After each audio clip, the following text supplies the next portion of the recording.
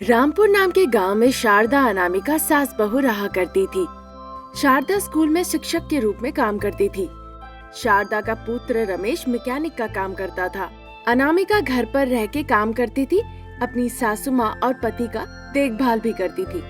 साथ ही ये भी सोचती थी कि उसे एक बड़ा व्यवसाय करना है जहाँ से अच्छे पैसे आए।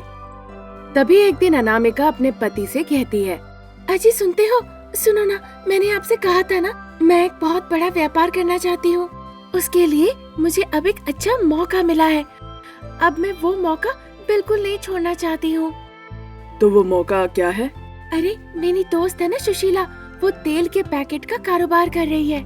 एक वितरण पॉइंट में वहाँ जाके तेल के पैकेट को बेचना है, उससे उसे बहुत फायदा होगा। आजकल तेल के पैकेट बेचना बहुत मुश्किल हो गया है। अब तेल के दाम बढ़ा दिया गया है। हम जैसे आम लोग जिनके पास तेल नहीं, वो सादा खाना खा रहे हैं। तुम क्या जानती हो? इसीलिए तो जिस मौसम में जिस चीज की मांग है उसे हमें सही तरीके से बेचना होगा, उसी को व्यापार कहते हैं। अब मैं जो भी पूछूंगी उसके लिए ना मत कहिए ऐसे, मेरा दिल दुखी हो जाता है। सुशीला ने आपसे कहा है कि वो मेरी मदद जरूर करेगी। अब मैं कुछ नहीं जानती हूँ, मैं वो व्यापार करना चाहती हूँ। ठीक है, पहले ही तय कर लिया है तो तुम्हारी मर्जी करो। धन्यवाद, मुझे पैसों की जरूरत पड़ेगी। मैं सासू माँ से पूछ के अरेंजमेंट कर लूंगी। हाँ, सारा प्लान पहले से ही तैयार है। वैसे भी तुम्हारा दिमाग बड़ा तेज चल रहा है। अब आप जोक मारना बंद करेंगे कि नहीं? ऐसा कहकर अनामिका किचन में चली जाती है। तब तक शारदा नौकरी से लौट आती है और बहुत थकी थकी दिखती है। अरे अनामिका, एक कॉफी ला दो बेटा, बड़ा सर दर्द हो रहा है। आइए सासू माँ, ले लीजिए। मैंने आपके कहने से पहले आपके लिए कॉफी बना रखा है। अरे जैसे ही कहा वैसे ही ले आई। थैंक यू बेटा।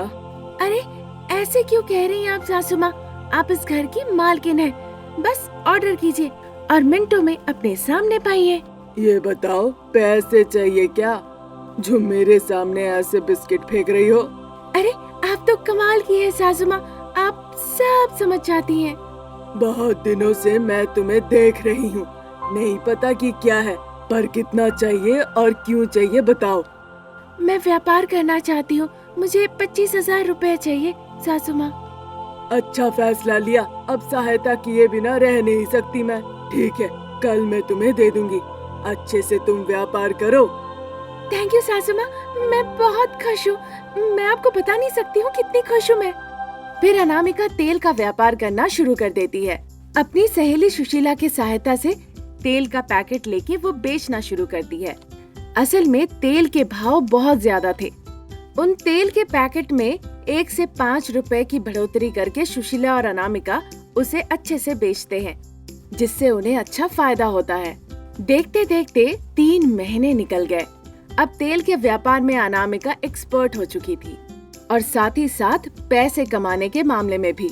मुनाफे के पैसे से वो सासू माँ को एक नेकलेस गिफ्ट करती है। साथ ही साथ अपने पति को एक खूबसूरत कार भी गिफ्ट करती है। अरे वाह, 3 महीने में ही मेरे पैसों को तिगुना करके मेरे लिए गले का हार खरीद लिया। माँ, उसने मुझे एक कार भी गिफ्ट किया है। अब तो अनामिका बड़ी बिजनेस वुमन बन गई है। देख के लग रहा है कहीं अंबानी ना बन जाए। अरे आप मजाक करना बंद करेंगे? ये क्या है? अब आप बस देखते रहिए मैं क्या क्या कर सकती हूँ। मैं तो हमारे लिए एक बड़ा सा बंगलो बनाना चाहती हूँ। बहुत जल्द हम वहाँ जाकर रहने भी लगेंगे। आप लोग बस देखते रहिए। इस तरह कह के अनामिका वहाँ से चली जाती है। अनामिका की बातें सुन के शारदा और रमेश बहुत खुश होते हैं। अनामिका वहाँ से अपनी दोस्त सुशीला के पास जाती है। वहाँ सुशीला बड़ी दुखी थी। सब खत्म हो गया अनामिका, अब हमारी तकलीफ शुरू हो गई। क्या हो गया? ठीक से बताओ मुझे। क्योंकि तेल के भाव बहुत बढ़ गए हैं, इसीलिए कई लोग उसे खरीदना बंद कर दिए हैं। लोग अब जाके साधारण तेल खरीदने लगे हैं, जिससे हमारा बहुत घाटा होगा। मुझे पता नहीं अब क्या करना चाहिए हमें। अरे परेशान मत हो, मैं हूँ ना। लोग तेल के पैकेट में रोक नहीं लगाया है, वो बस सामान्य तेल खरीद रहे हैं। तो हम भी उन्हें साधारण तेल का पैकेट ही देंगे। हम तेल के भाव को कम कर देंगे और उसे बेचेंगे, ठीक है ना? ये कैसे करेंगे? मिलावटी करके हम उस तेल को कम कीमत में बेच सकते हैं। तो फिर सभी को हम ही से वो तेल खरीदना होगा, समझी ना? लेकिन ये बात किसी को भी भनक नहीं लगनी चाहिए, ये हमारा व्यापार का मामला है। ठीक है, जैसा कहोगी वैसा ही करेंगे। अब से अनामिका और सुशीला मिलावटी तेल बेचना शुरू कर देते हैं। उनका व्यापार अच्छा चलने लगता है। एक हफ्ते के अंदर उन्हें दुगना फायदा होता है। लेकिन एक दिन अचानक से शारदा के स्कूल के सारे विद्यार्थी अस्पताल में भर्ती हो जाते हैं। शारदा को ये बात सहन नहीं होती। उसे पता चला कि मिलावटी तेल के ही कारण सारे बच्चे बीमार पड़ गए और अस्पताल में भर्ती हो गए। फिर वो पता लगाने लगी कि कौन इस तरह का मिलावटी तेल बाजार में बेच रहा है। ठीक उसी वक्त शारदा को एक शॉकिंग न्यूज मिलती है। जब पता चलता है उसकी बहू मिलावटी तेल के धंधे में थी, उसे बहुत बुरा लगता है। शारदा जाके पुलिस कंप्लेंट लिखाती है। पुलिस अनामिका को अरेस्ट कर लेती है। एक हफ्ते बाद अनामिका को पुलिस स्टेशन से रिहाई मिलती है। वो अपनी सासू माँ के पास आकर माफी मांगती है। माफ कर दीजिए सासू माँ, मुझसे बहुत बड़ी भूल हो गई। अब मैं कोई व्यापार नहीं करूँगी। मैं उन लोगों की मदद करना चाहती हूँ जो मेरी वजह से आज अस्पताल में भर्ती हैं। अब मुझे माफ कर दीजिए माँ। देखो बेटा, हम जी रहे हैं अपना पेट पालने के लिए, उसके लिए हम ठग रहे हैं। जो भी हो, अब तुम में बदलाव आ गया है, ज्यादा सोचो नहीं, अब खुशी खुशी रहो। शारदा की ऐसी बातें सुन के अनामिका अपनी सासू माँ को गले लगा लेती है। तब से सास बहू खुशी खुशी रहने लगते हैं और ये सब देखकर रमेश को भी अच्छा लगता है। एक गांव में रविंद्र नाम के एक बुजुर्ग व्यक्ति रहते थे। उसकी बेटी का नाम था अनामिका। अनामिका बहुत ही शरारती थी, पर वो हमेशा खुश रहती थी। वो अपने आसपास के लोगों को भी अपनी हरकतों से खुश रखती थी। रविंद्र बर्फ बेचकर अपनी बेटी को पाल पोस के बड़ा किया। रविंद्र की दूर की बहन थी, नाम था शारदा। शारदा ने काफी दिनों से सोच रखा था कि वो अपने बेटे रमेश की शादी अनामिका से करवाएगी। लेकिन शारदा के पति प्रसाद बहुत ही धनी और पैसे वाले इंसान थे। अनामिका के गरीब होने की वजह से उसे ये रिश्ता मंजूर नहीं था और बस वो टालते रहते थे।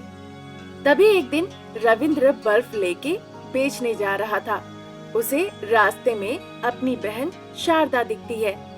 वहाँ शारदा उसे कहने लगती है, भैया कैसे हो भैया? मैं ठीक हूँ, ये लो, ये बर्फ खाओ, इसका स्वाद बहुत अच्छा है, मैंने खुद अपने से बनाया है। क्या भैया, आप तो मेरे घर आना ही बंद कर दिए, क्या हो गया? बहन, तुमने अनामिका की शादी के बारे में क्या सोचा? मेरी उम्र हो रही है, मैं अब काम नहीं कर पा रहा हूँ। मैंने पैसे बचाने की सोची, लेकिन मेरी आमदनी बहुत कम है, पर बचत नहीं हो पाई। मैं अपनी बेटी की शादी करा के खुशी खुशी मरना चाहता हूँ। जल्दी शादी के बारे में सोचो बहन। भैया, आपको तो सब पता है उनका बर्ताव कैसा है। आपको भी बुरा लगा होगा कितनी बार। मुझे नहीं पता क्या करना चाहिए, पर मैं वादा करती हूँ भैया, मैं आपकी बेटी अनामिका से ही अपने बेटे की शादी कराऊंगी। आप चिंता मत कीजिए, अब खुशी खुशी घर लौट जाइए। तुमने जो कहा वही काफी है मेरे लिए। मैं बहुत खुश हूँ। आज के बाद कोई परेशानी नहीं, मैं शांति से जीऊंगा। अच्छा, अब मैं चलता हूँ। ऐसा कहकर रविंद्र वहाँ से चला जाता है। कुछ हफ्तों के बाद शारदा अपने भैया को घर आने का न्योता भेजती है। रविंद्र उसकी बहन के घर जाता है। क्या हुआ बहन, तुमने जल्दी आने को कहा, क्या हो गया है? भैया, मेरे पति शादी के लिए तैयार हो गए। कल अनामिका को लेकर घर पे आओ, हम बैठ के सारी बातें कर लेंगे। मैं बहुत खुश हूँ बहन, कल जरूर आऊंगा। अगले दिन ही रविंद्र और अनामिका पान सुपारी लेके शारदा के घर पहुँचते हैं। प्रसाद उन्हें देखकर हंसने लगता है। प्रसाद की हंसी बड़ी शर्मनाक थी। प्रसाद को देखकर रविंद्र को थोड़ा शक होता है। क्या हुआ जीजा जी, आप ऐसे क्यों हंस रहे हैं? आंखों के सामने ऐसा दृश्य देखकर मैं हंसे बिना कैसे रहूं? हंसी तो रुक ही नहीं रही है। जीजा जी, क्या आप अपमान कर रहे हैं? तुम्हारी बहन ने कहा कि नहीं तुम लोग फौरन यहाँ आ गए।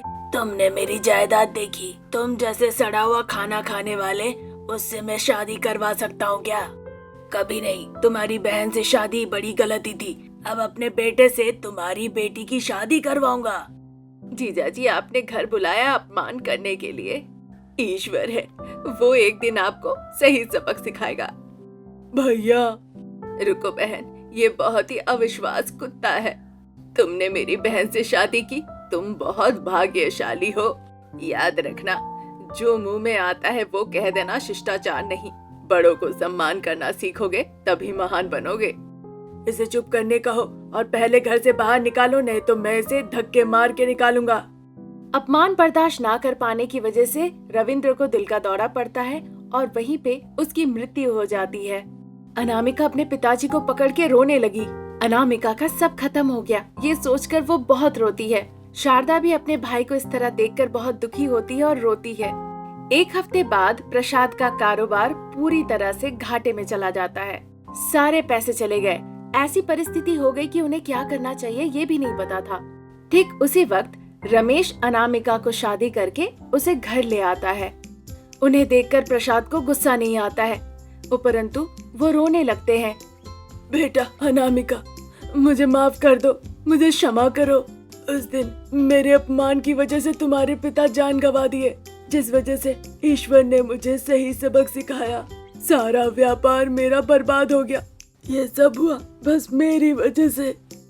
पिताजी, आप दुखी मत होइए, ये सब कुछ हमारी किस्मत है, इसीलिए हो गया। आप दुखी होकर अपनी सेहत मत खराब कीजिए पिताजी।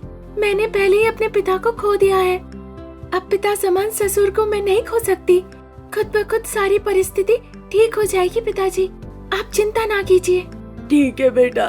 अनामिका अपने ससुर जी से इस तरह से कहकर किचन में चली जाती है अपनी सासू माँ शारदा से मिलने। वहाँ शारदा रो रही थी। अनामिका को देखकर शारदा बहुत खुश होती है और रोते रोते अनामिका को वो गले लगा लेती है। मेरी दुलारी, माफ कर दो बेटा मुझे, मेरी वजह से तुम्हारे पिताजी नहीं रहे। दुखी मत होइए सासू माँ, अभी मैं पिताजी को यही समझा के आ रही हूँ। अब सोचना बंद कीजिए, अब से मैं यहीं पे हूँ, धीरे धीरे सब ठीक हो जाएगा।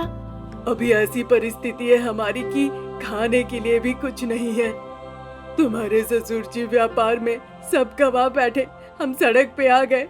अब तो खाना पकाने के लिए भी हमारे पास कुछ नहीं है। बहुत दुखी हूँ मैं। सब अच्छे के लिए होता है माँ जी, आप मत रोइए। मेरे दिमाग में एक परिकल्पना है। कैसी परिकल्पना, बताओ बेटा। मेरे पिताजी ने सोचा था कि मैं आइस तैयार करूं। अभी गर्मियों का मौसम है, हम बर्फ का व्यापार कर सकते हैं, हम उसमें कुल्फी बना सकते हैं और ये चीज सभी को पसंद भी आएगी सासू माँ। हाँ, ये कर सकते हैं हम। अनामिका की ऐसी बातें सुन के शारदा के मन में भी थोड़ा मनोबल बढ़ता है। जैसे ही शारदा ने अनामिका को हरी झंडी दिखाई, अनामिका ने भी कुल्फी का कारोबार करना शुरू कर दिया। इससे उन्हें बहुत अच्छा मुनाफा भी हुआ। अनामिका के हाथों के स्वादिष्ट कुल्फी खाने के लिए मानो की भीड़ उमड़ने लगी। इतने में ही ये कुल्फी का व्यापार सीमित नहीं रहा। अनामिका को शहर से भी बहुत सारे ऑर्डर मिलने लगे। अनामिका ने कुछ वर्कर्स काम पे रख लिया और इस तरह से उनका ये कुल्फी का व्यापार शुरू हो गया। उनका ये कुल्फी का व्यापार बहुत अच्छा चलने लगा। कुछ ही दिनों में उन्होंने इस व्यापार से बहुत मुनाफा कमाया। प्रसाद के व्यापार में जो घाटा हुआ था, अनामिका ने अपने कुल्फी के व्यापार से उसे पूरा कर लिया। अनामिका की इस उपलब्धि से शारदा, प्रसाद और रमेश तीनों बहुत खुश हुए। अनामिका की वजह से कई लोगों को रोजगार भी मिली। देखते ही देखते अनामिका ने अपने इस व्यापार को पूरे देश में फैला दिया और इस तरह अपने कुल्फी के व्यापार से अनामिका सभी लोगों के सामने एक मिसाल बन गई।